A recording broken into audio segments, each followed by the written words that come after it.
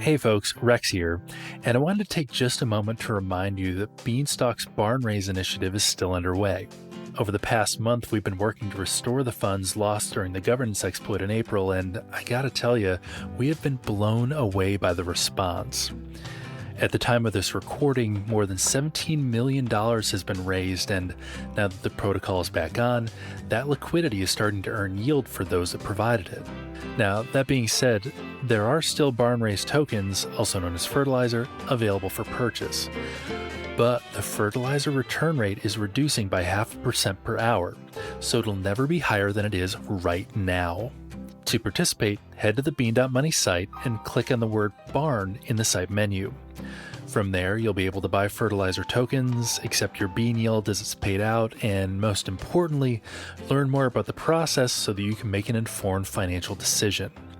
So go check it out, and maybe I'll see you at the barn raise.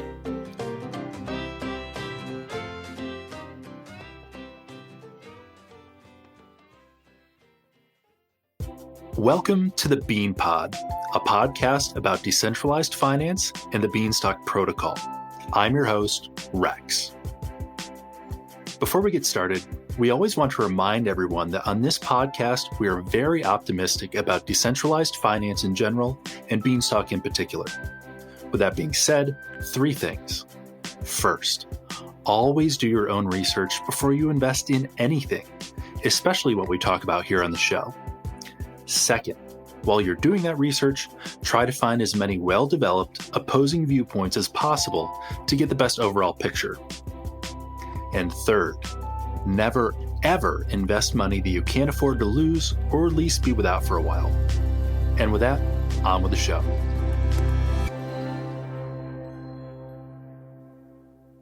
There has never been a better time to develop a crypto project. If your world-changing idea requires decentralization, censorship resistance, immutability, or unconventional financing, you're in a better position to achieve those goals now than ever. Blockchain technology in general and decentralized finance in particular are beginning to change how we think about ownership, fundraising, intellectual property, and more. But at the same time, the potential for and costs of failure have never been higher, especially for those working outside of their area of expertise. Your idea may be fantastic, but if you don't have access to high-quality developers to make it a reality, it might never get off the ground. Or even worse, it might, but then suffer a major failure or security breach after deployment when the results could truly be disastrous. The team at xToken is actively working to solve this problem. With their growing suite of apps, xToken is building a user-friendly system for development and deployment of tokenized assets. Their goal is to make a system that's easy to use, capital efficient, and lets founders focus on the great things these new projects are actually trying to achieve rather than cumbersome and risky coding and tokenomics. For this episode, Ben from xToken is joining Mod and I in the studio to talk us through what they're all about. Well, Ben, welcome to the podcast. Thank you so much. Pleasure to be here. And Mod, welcome back. Thank you for having me. Absolutely. Ben, you got a great project going on here. To kick us off, how about you just tell us what xToken is all about? Like, how are you trying to help add to the DeFi ecosystem with your project? Yeah, absolutely. So before we talk about xToken Terminal, I think it probably makes sense to provide some historical context because xToken's actually been around since July of 2020. So about, a little over 2 years ago, we were actually an asset management protocol, and we specialize in native staking strategies and liquidity strategies, peaking around 150 million in TVL. Throughout this work, we found that we needed to incentivize many of our funds. And to do that, we were actually building our sort of own internal staking rewards systems and incentives infrastructure. So when we pivoted to where we are today, which is really sort of an infrastructure platform, it was sort of a natural transition because really we were just generalizing and productizing internal infrastructure and systems that existed and making them permissionless with, a really great user experience on top. So fast forward to today, And we sort of announced the vision for xToken 2.0 in January of 2022, which is right around where I joined as the lead for our growth team. And really what xToken Terminal aims to do is we're building what we call a permissionless investment bank. So our mission is to standardize fundamental on-chain primitives in a way that is really simple and secure. So let me just explain what that means a little bit, because it's, veering into very like financial jargon. Most projects in the space, whether they're DeFi, CeFi, NFT projects, you name it, kind of do these common fundamental on-chain financial things, whether that's raising funds through a token sale or through an NFT mint, whether that's boosting on-chain liquidity through LM incentives or buying back liquidity through bonding mechanisms. Most projects undergo, one or all of these throughout their life cycle. And we see most projects today are sort of taking this on in-house. And for some projects, it works reasonably well. You could argue that there are inefficiencies in that they're sort of allocating, precious dev hours towards something that's outside of their core competencies. But at worst, a lot of times we've seen in this space, they're exposing security vulnerabilities to their users, to the contract, to the protocol. And we've even seen examples where like contracts get, a project's ether gets locked inside of a contract and they can't take it out due to like a botched withdrawal function, or other just kind of seemingly simple mistakes that are made throughout the financial contract development process. So really what we're all about is generalizing contracts for these core DeFi primitives, packaging them in a really nice user experience, and making them totally permissionless and trustless. So to me, this is a fascinating project.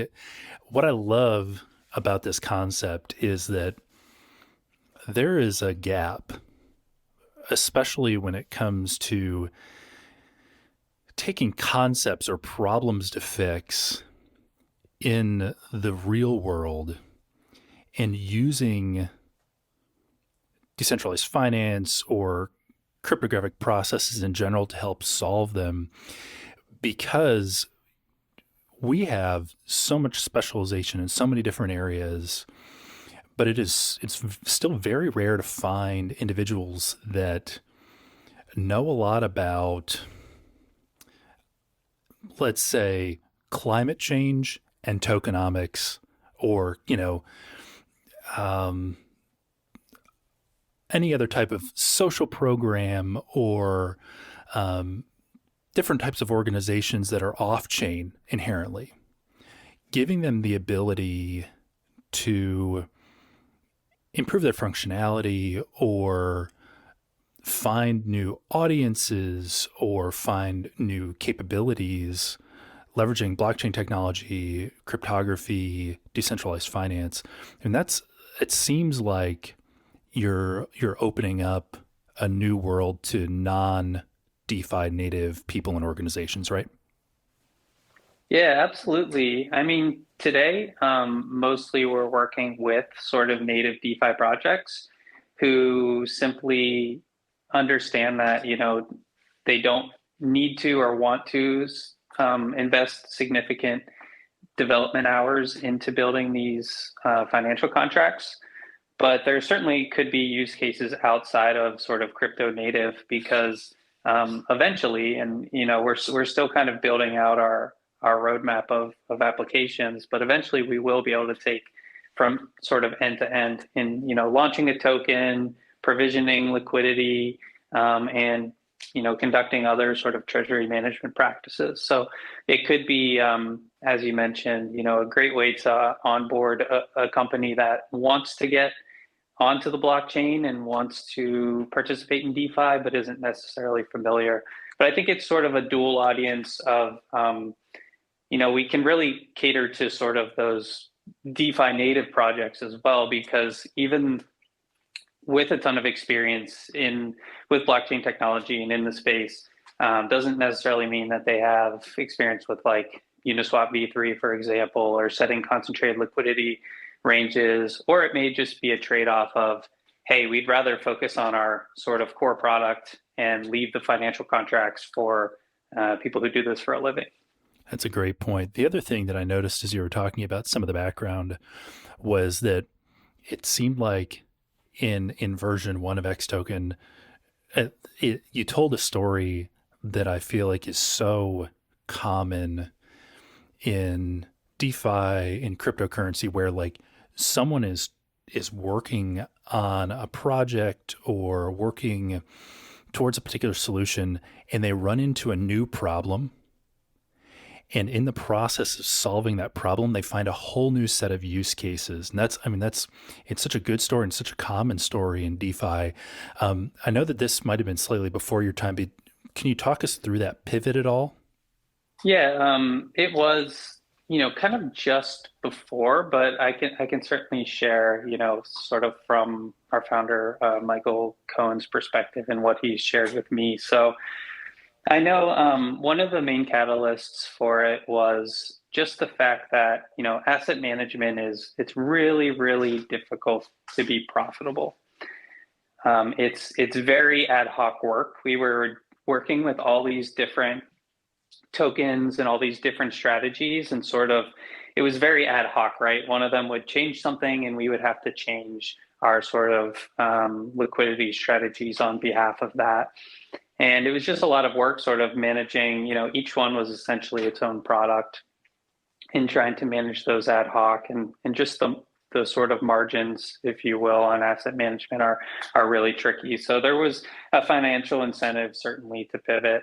The other, probably larger part though was just as we were, getting this expertise with Uniswap. So for a time, we were actually the largest provider of Uniswap v3 liquidity strategies. We had around 25 million in assets under management.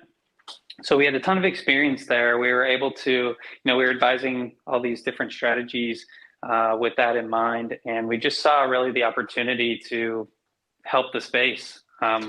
This was also around when, with Ribbon Finance, they had not really an exploit, but there was an issue with most of their contract rewards being siphoned out by these one tick strategies, which we may talk about a little bit later in this podcast when we talk about our liquidity mining app. So we were seeing projects get kind of wrecked in certain ways, and really just saw this is the better opportunity to pivot to infrastructure to be able to help a much broader audience. Absolutely. And you give me a great transition because that was really what I wanted to talk about next. So as I look through your information, I see a discussion about these 5 apps that are being developed by xToken, 2 of which are currently developed and 3 which are under development, if I've got that right. And would you take a minute and just walk us through those apps, their functionality, how they, benefit projects that are looking to use your service? Yeah, absolutely. And before we jump into sort of each app and what they do, I'd like to talk a little bit about sort of our core design philosophy, because I think that's really important in all the apps that we've made and are planning to make in the future. So really at the core of our product, we want all of our applications to be entirely permissionless and trustless. We want folks to be able to do these on-chain primitives, whether it's, standing up a liquidity mining incentives program, or selling a token, if that's publicly, privately, whatever, or minting an NFT without any gatekeeping. So you don't need xToken involved in the process to, say the word go. And we have no, once the contract is initialized, we can't change it. So trustless as well. And we really wanted to make each of these apps end to end. So you see many solutions in the space, especially around Uniswap v3, sort of LM as a service, where part of the process is within, a native product, but not the whole thing. So we wanted you to be able to deploy a pool, deploy an incentives contract, re-up that contract, do everything sort of end to end. And that's going to carry out through all of our applications.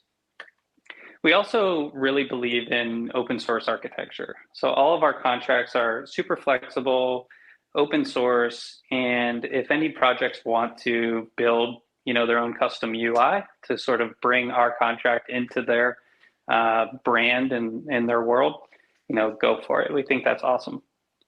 The other thing that we really want to make sure shines throughout each of our apps is just a top-notch user experience. So this is an area of DeFi that we think is, really lacking today, and we put a ton of investment into just making things, as seamless as possible, boiling each of these complex interactions down to just a couple of clicks. So let's jump straight into our first application, liquidity mining. And what mining aims to do is really simplify the Uniswap v3 liquidity mining experience, both for liquidity providers and for projects, what we call pool sponsors, who are actually configuring and deploying these incentives programs. So in case you're not familiar with Uniswap v3, it's a step function improvement on previous iterations.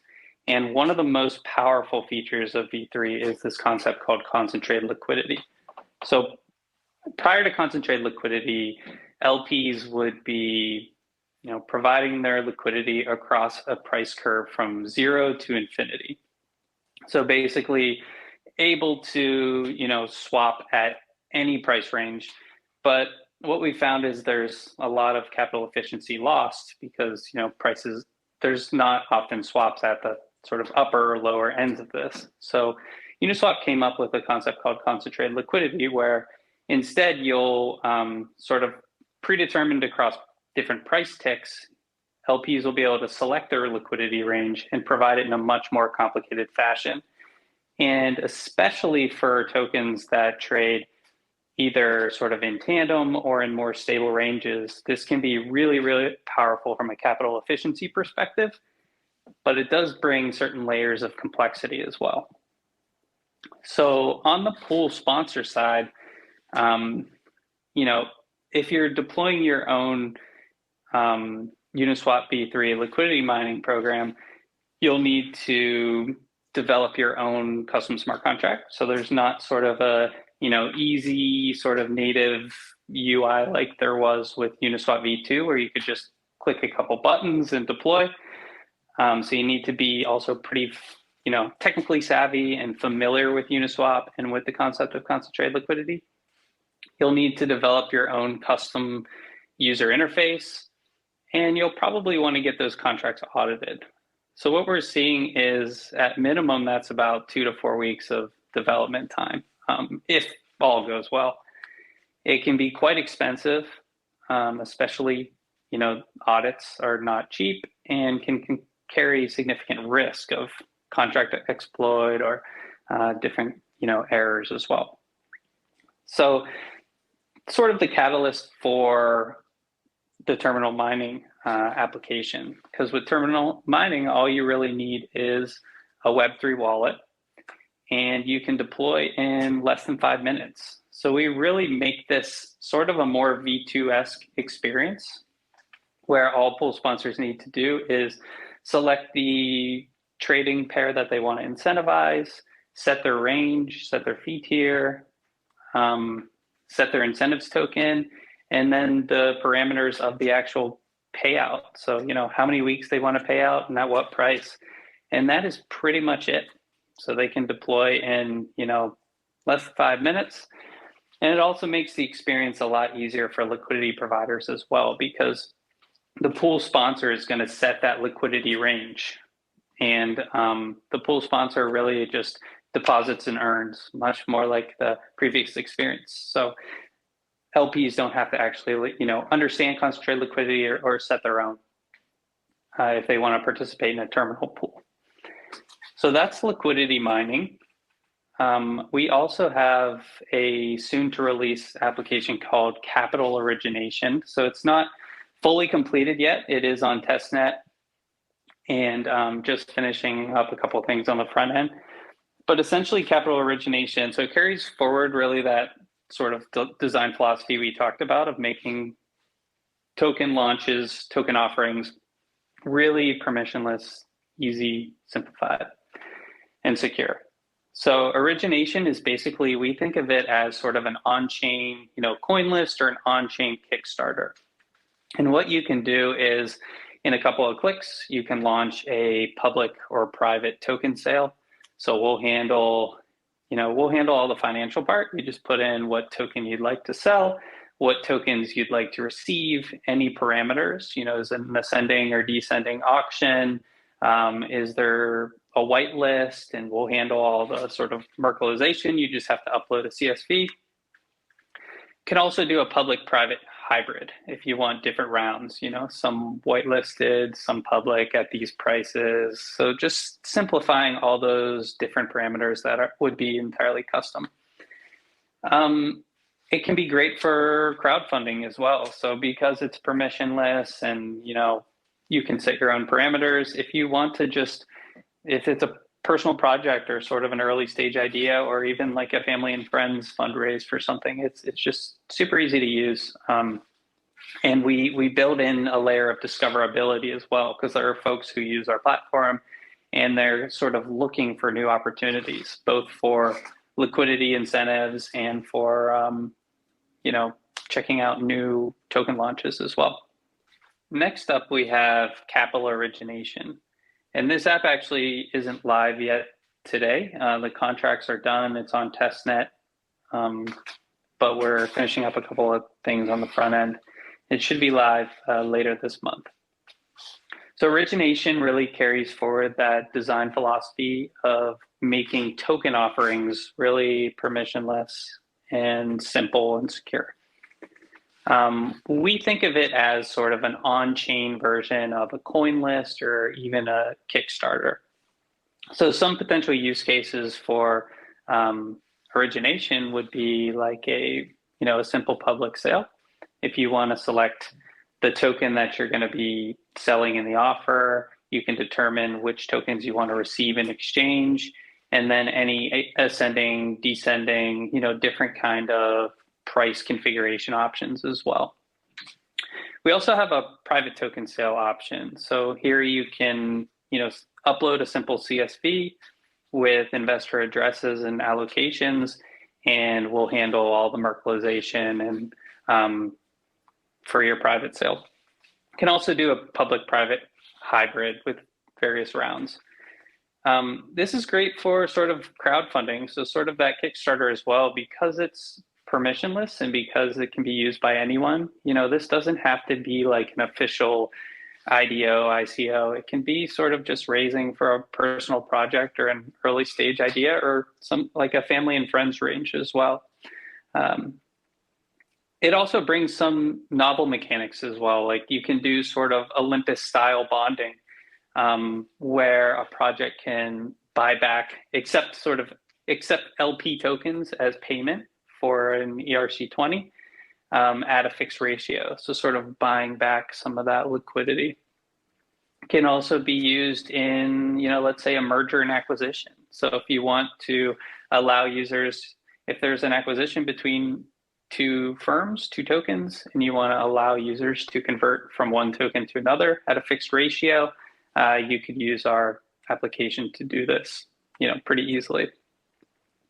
So we're really looking forward to capital origination, and that should be out in the coming weeks. And that's really just for any project who wants to sell an ERC-20 token. So the next application in our pipeline is called NFT Minter. And similar concept to origination, really, but instead of selling ERC-20 tokens, we're handling the financial components of an NFT mint.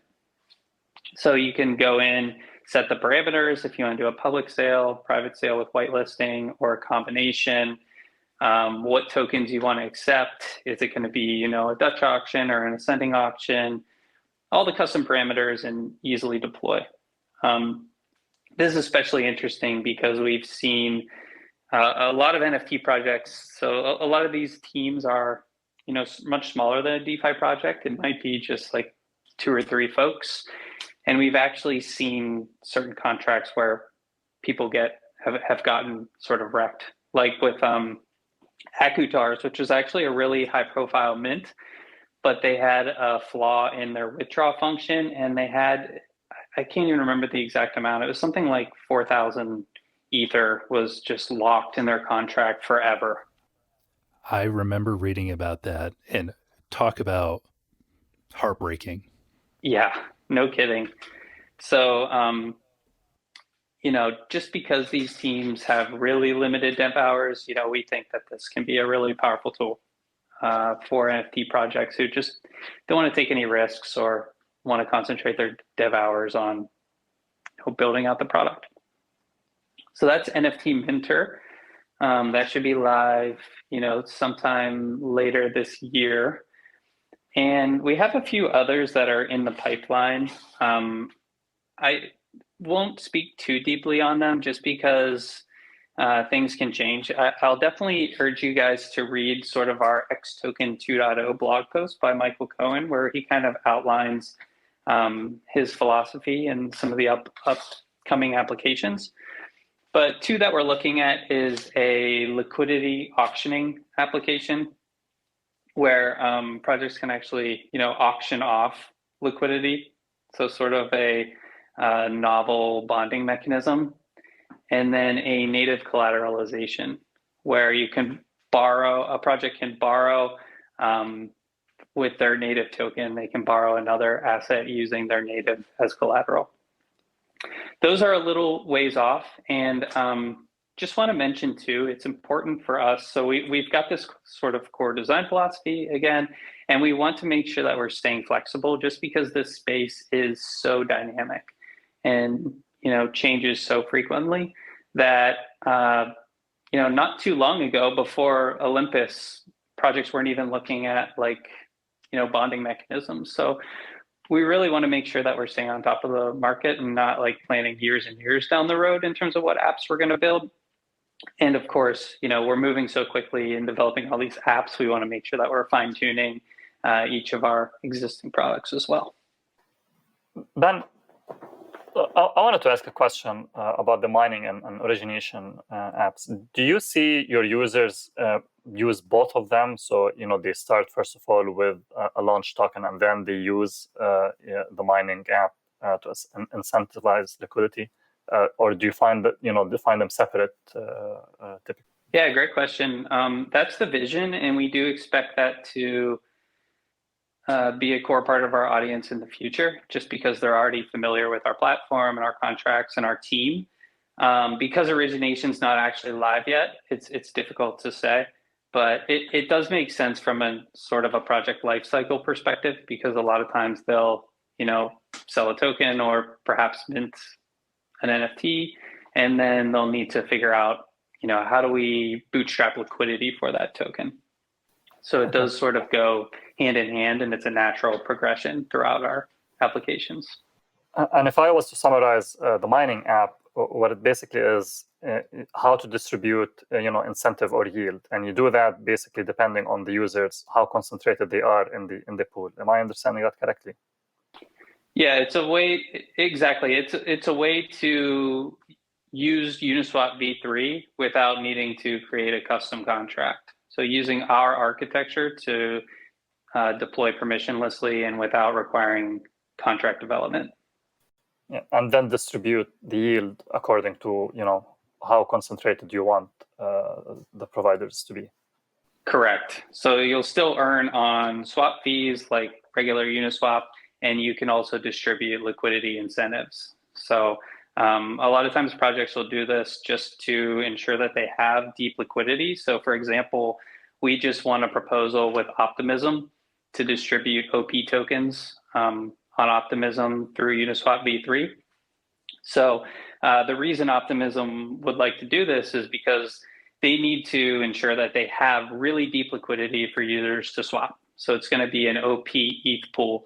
Otherwise, they're going to be hit with massive slippage fees, and in addition to having deep liquidity, we want to have sustainable liquidity. So it'll be a 6-month program where rewards are paid out linearly to encourage LPs to keep their liquidity in for a longer period of time. So that's sort of the reason that projects would do liquidity mining incentives, is to bootstrap that liquidity. But it's also a really powerful marketing and community tool as well. Congratulations on the optimism news. I read that. Thank you. Yeah, we're really excited. It's a pretty massive program, and we're actually doing it in conjunction with Gamma Strategies and with Uniswap V3 Staker. So it's pretty interesting. We're actually working with some of our, quote unquote competitors in the space. And the reason that we're doing this is just to provide, because we really do believe in building this sustainable base on optimism. So we're thinking long term, because I think there's a huge experience, for us to reach more and more projects in the optimism L2 space. It's very friendly for liquidity mining compared to mainnet, where you're still paying these chunky transaction fees. So to give users the best experience, there's something to be said about the decentralization of the 3 different platforms, but it also brings LPs different options. So you've got xToken on one end of the spectrum. That's a really easy, what we're going to do a full range or a wide concentrated liquidity range deployment, super easy user experience. Users can just kind of deposit and start earning. And then you've got Gamma Strategies that is much more on the active management side. So they'll actively manage the concentrated liquidity position. And then on the extreme end, you've got, for more advanced users who are looking for the highest possible capital efficiency and yield, you've got Uniswap V3 Staker. And with V3 Staker, LPs actually actively manage their own positions. So between these 3 options, we think we've got something for just about everyone who wants to participate in this program. So, Ben, I want to walk you through a scenario that's been floating around in my mind since you started. And I was originally gonna give you an example, or have you walk me through an example that was for like a tokenized carbon credits, like a climate DAO situation. But as you're talking, I've had another idea enter my mind. Let's say that I wanted to start publishing comic books. And so if I'm going to be a comic book publisher, I need to raise some funds, and then I need to be able to mint NFTs in terms of a product. So if I'm understanding xToken correctly, the broader terminal ecosystem, I could develop my token that I'm going to use for funding my publishing house using the mining app. Then once the origination app is done, I can use that origination app to get an initial sale to start bringing liquidity in, so that I can fund development and my initial artistry, and get the process rolling. And then from there, when I have art developed, I can tokenize the art in terms of an NFT, and then I can use Minter to handle the financial components of getting those NFTs out into users' hands, right? Is that kind of how that process would work? Yeah, that's exactly right. So, in this example, those are all pretty typical things. So there's a, comic book company that wants to, like you said, they'll try to generate some funds. Let's say they do the token launch first, so they can use origination. They create the ERC20 token, they start marketing it, they use xToken terminal to actually facilitate the sale. So whether that's public, private, or some kind of hybrid, they set all the custom parameters, they start the offering, and they raise funds there. So now they've got a token that's out to market. So then they're going to need some liquidity for that token, because users are going to want to be able to buy and sell. So they could use xToken Terminal if they want to take advantage of, if their DEX of choice is Uniswap v3, then they can use us to, in a couple of clicks, create that liquidity mining incentives program. So now users who stake that token paired with something like, let's say, ETH is a pretty common base pair, and then they'll earn additional tokens. So they're earning yield on just holding that token and ETH and providing liquidity for swaps. So now they've got this token out to market. People can buy and sell on Uniswap. People are providing liquidity, so the price is pretty stable and deep. And they're finally ready to launch their NFT, which, by the way, they've been using us to develop all these financial contracts, so they've had a lot more time, and their developers have been able to focus exclusively on the product. So they've got the art all generated and ready, and they use us to facilitate that token sale. So they upload the NFTs, they upload the whitelist, and they select their token of choice. They're going to receive ETH, and they go ahead and launch that NFT mint. So we've just taken them, this might be a 6-month process or whatever, but we've just sort of enabled them to permissionlessly launch a token, bootstrap liquidity through mining incentives, and launch an NFT contract. Love it. That is, it's, again, it kind of goes back to this idea and taking into account, of course, what you said about, a lot of your current partners being DeFi native, but there are so many IRL applications where, there are people with good ideas and they say, man, I'd like to utilize blockchain technology and I've got something that works, but I just don't know how to do X, Y, or Z.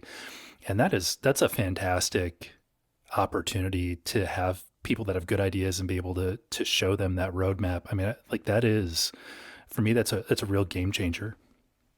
Yeah, absolutely. Our first ever liquidity mining customer was this project called CDAO, who's tokenizing real estate, so real world assets. They're selling real estate through ERC20 tokens and putting it on chain, decentralizing the ownership and putting it entirely on chain, which is super cool and definitely sort of plays to what you were speaking of, some of those real world use cases that can be brought onto the blockchain. So as you've been talking about the services that xToken provides, you've mentioned security a couple times. At Beanstalk, we are very conscious of security and security concerns. How does your team navigate? You mentioned one of the things that you take care of for your users is the audit process. How do you navigate that? Is that where does xToken contract with an external security group, or are you doing the audits internally? How's that managed?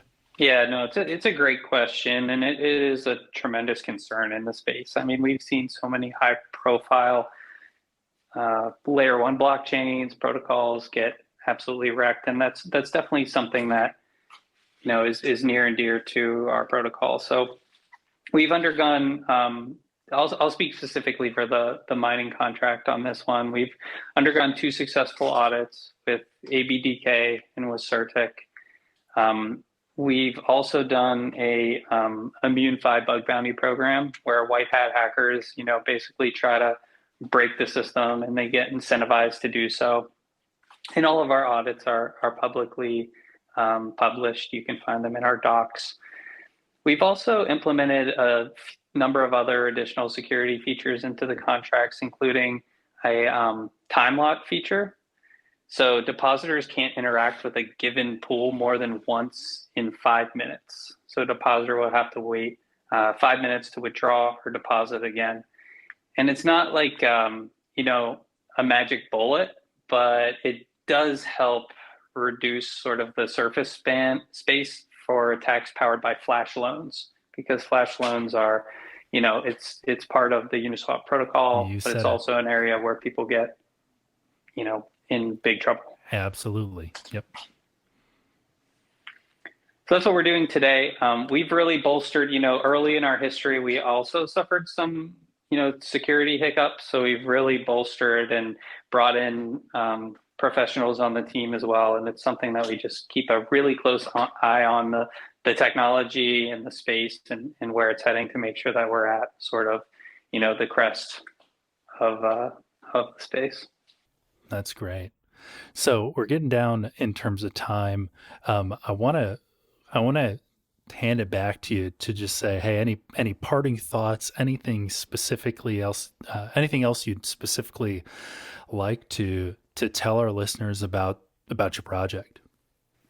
Yeah, I think we've covered a lot of ground. I would just say, come check us out. We've got a active Discord community. You can follow us at xToken Terminal. You can follow me at the golden_eel.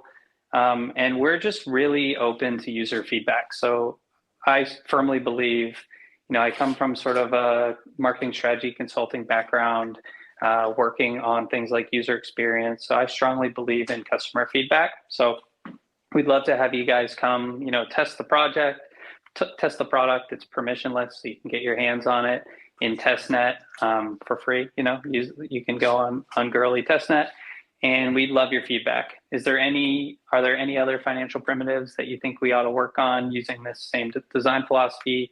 How can we make our current products better? So come on in, and we'd love to hear from you. Well, this has been fantastic, Ben. Thank you so much for joining us. Thanks for having me. Really a pleasure. Enjoyed speaking with you guys, and glad I could share a little bit about xToken as well. Absolutely. And Mod, thank you as always as well. Thank you.